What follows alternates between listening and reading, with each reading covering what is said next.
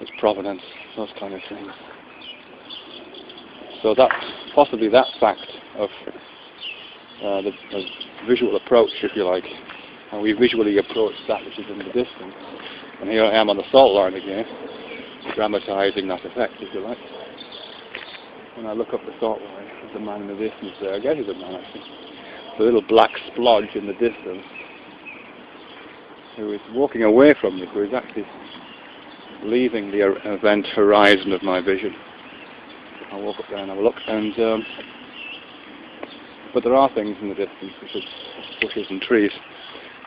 And as I walk that way, what will presumably happen is that those minimally represented,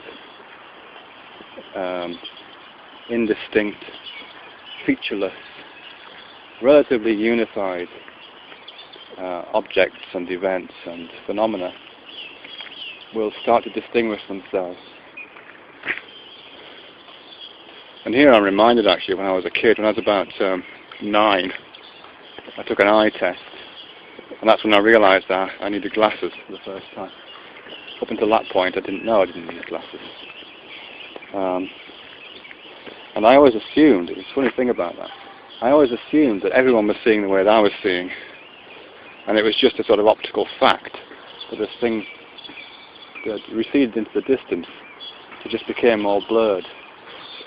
In the way that things get smaller as they recede into the distance, that kind of optical fact. I've taken my glasses off now and I'm looking up the salt line in this perspectival distance, and I can see my dogs.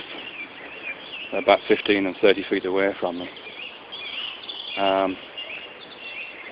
But after that, there's a progressive blurring into the distance.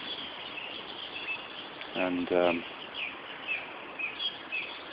yeah, more than about 40 or 50 feet, I probably wouldn't be able to recognize someone. If they stood still, if they moved about, I could recognize their movement pattern. And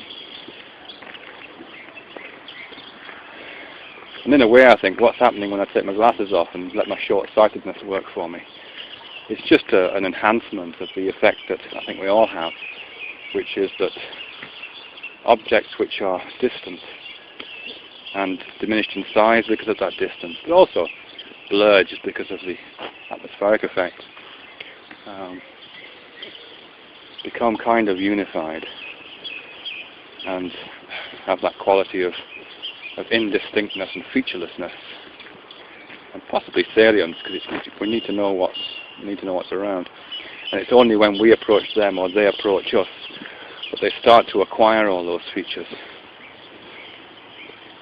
Metaphorically speaking, if I am trying to do this metaphorical mapping, I'm suggesting that that quite odd entailment of the active perception is possibly carried across to help to structure the abstract concept of knowledge.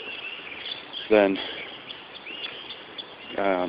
complementary possibly to what I was talking about yesterday, which is knowledge starting out as looming and then acquiring images, and then acquiring the condition of objecthood and salient, and moving from salience to less salience perhaps.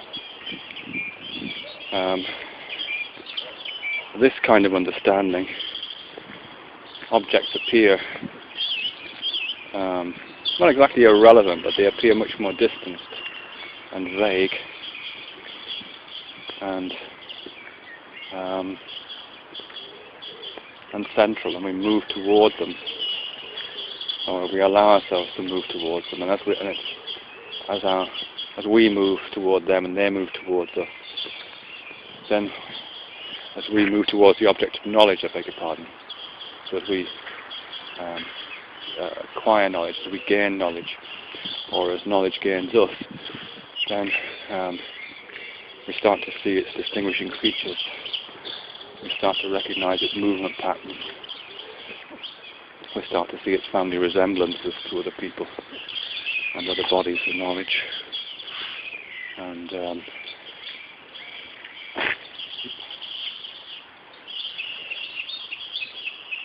it becomes, the world jumps into view.